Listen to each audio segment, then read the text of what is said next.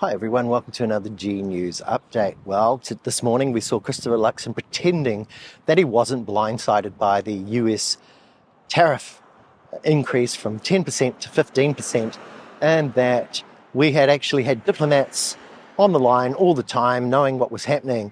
Why didn't we see this coming? Did we get blindsided or did we drop the ball here? No, not at all. I mean, there's been ongoing dialogue, discussion at a ministerial level and official level. But you could see by the way that everybody in the National Party were completely shocked out of their brain and looked like they were attending a funeral for our exporters on Friday. Will face higher tariff rates. That they had no idea this was coming at all. And so this dishonest kind of blowing off of the blindsiding of the National Party because it had goofed off didn't wash again with anybody who was watching TVNZ Breakfast this morning. Luxon appeared on TVNZ Breakfast with Jenny May and just tried to make out that this was all a matter of Trump and a blunt instrument, a formula that had applied to countries that had a trade surplus with the United States. All countries with a surplus with the US, meaning that they sell more than they buy from the US, actually end up with a minimum 15%, and all countries with a deficit, those that actually sell buy less than what they sell, end up actually with a 10%. So there's now two standards. There's a minimum 15% if you run a surplus, a minimum 10% if you run a deficit. However, as we know, Australia had actually been saying, well, the reason it had actually had escaped the 15% tariff increase that New Zealand now suffers was actually because of their quiet diplomacy in the past few weeks leading up to these decisions. Australia has escaped steep tariff hikes from the United States thanks to what Labour Trade Minister Don Farrell called Prime Minister Anthony Albanese's cool and calm diplomacy. So those headlines didn't square up with the excuse that this was just going to happen no matter what. And Trade Macleay had been goofing off back at New Zealand. Winston had been worrying about the word Aotearoa on our passports, and this had now cost the nation about $1 billion in exports, including the non-competitiveness of our wine and other exports that we sell into the United States.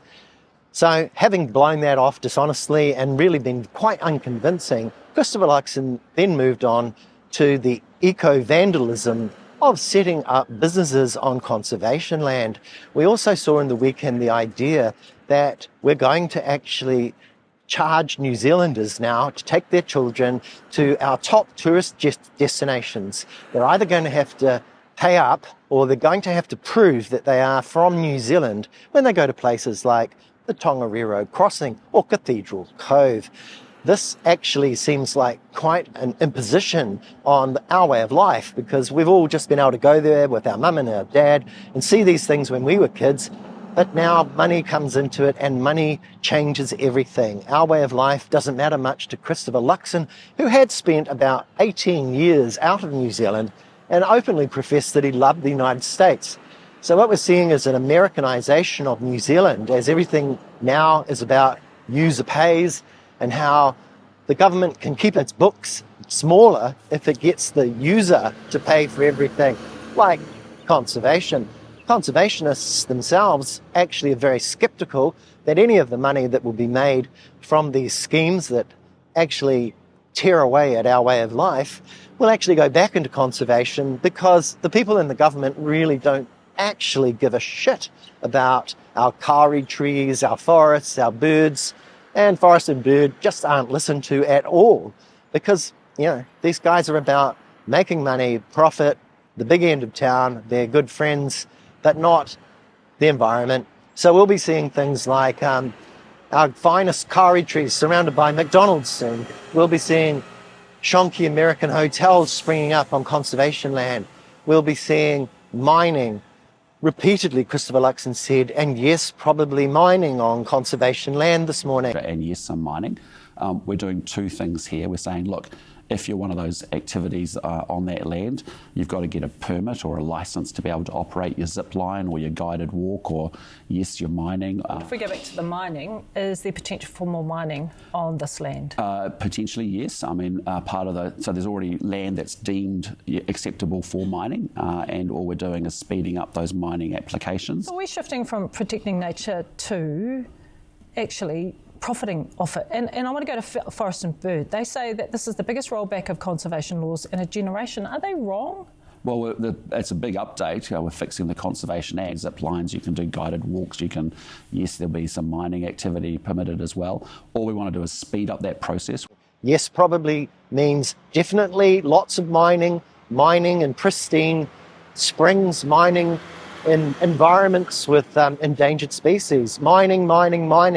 The more extractive industries, the more profit he can make for the people that actually donate to the National Party and want him to be in power so that they can rip the minerals out of our soil and from our seabeds at the expense of our environment were the main priority here. On top of this morning there was the big announcement of the scrapping of NCEA. NCEA had been around for about 2 decades, and it was really about recognizing that not everyone was going to be a scientist or a mathematician, not everyone was going to be an AI expert in future, not everyone was an engineer, that there are other professions and other things that we also needed to learn. And so this system had been criticized and people thought it wasn't perfect. But now what we're doing is effectively going back to a kind of a school certificate and university entrance regime where some people will just fall off the cliff and miss out entirely. So what we're calling a kind of an improvement is really a tearing down.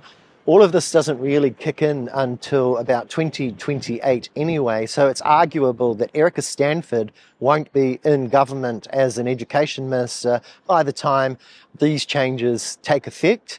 And Christopher Luxon certainly won't be our Prime Minister for very much longer. And so I guess we'll see this kind of stuff repealed or modified quite a lot by the future governments, which are going to be a Labour, Green and TPM government in future. We're also hearing about the real probability that the statistics that are about to come out that show us what the unemployment figures are going to be well and truly in excess of Reserve Bank projections. The National Party had been hiding behind those projections now, saying, well, look, unemployment's not a problem at all because we are where we thought we might be around about now, according to Reserve Bank projections. But even Westpac and Kiwibank and co are now saying, well, we think unemployment's gone past that. So those figures are coming out this week, and this has been called the worst unemployment figures for 9 years. 9 years. So that's taking us all the way back to something like 2016 when John Key was the Prime Minister and Sir Bill and Sir John were worried about surpluses. And so now it's worse than then. We've made no progress at all when it comes to unemployment. Under the Jacinda Ardern government and under Chris Hipkins, unemployment was much lower than this. So whatever Nicola Willis is doing, it's not helping, it's not slowing down unemployment, it's basically pouring fuel on the unemployment fire. And we're seeing people leave the country. We saw Chris Bishop deny that anybody that was leaving the country or losing their job in building and construction was doing so because his government had cancelled so many projects. Those cancellations really did have an effect on building and construction. There was a massive slump in activity. The pipeline of projects have been slow to get going. The workforce have been laid off and leaving. And now we're all faced with a situation where people have just left. The skills are gone. We can't get those people back. Unemployment is soaring. Homelessness is exploding on the streets. We've got a government in complete denial that's continuing to faff us off.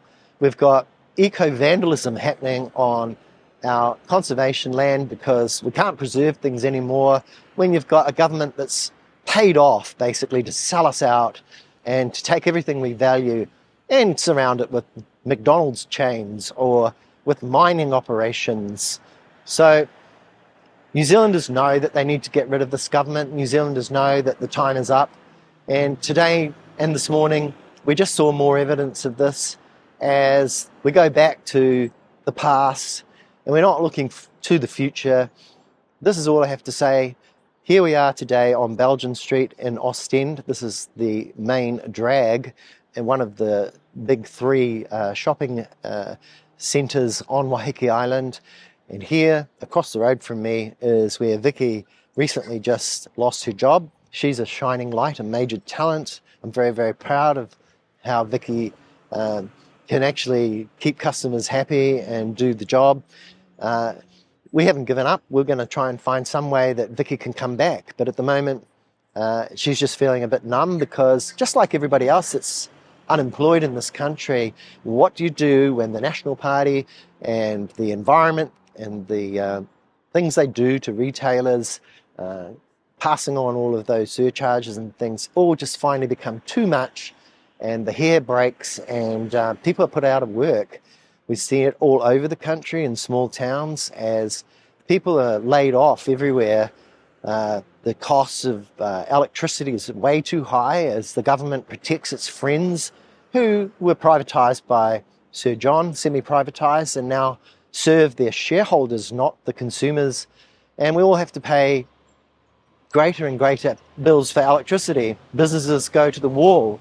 People are laid off. The potential of the nation is held back. Hello, Vicky Johns. Hello, Mr. Jared. How are you? So, what happened in your shop?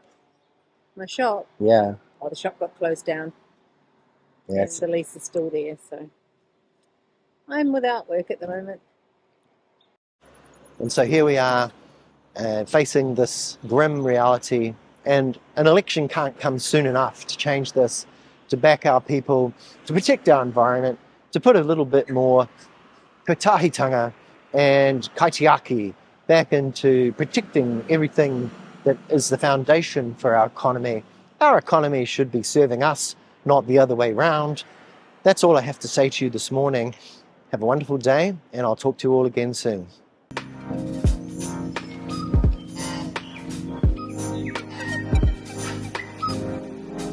Welcome to G News, the good news. Yeah.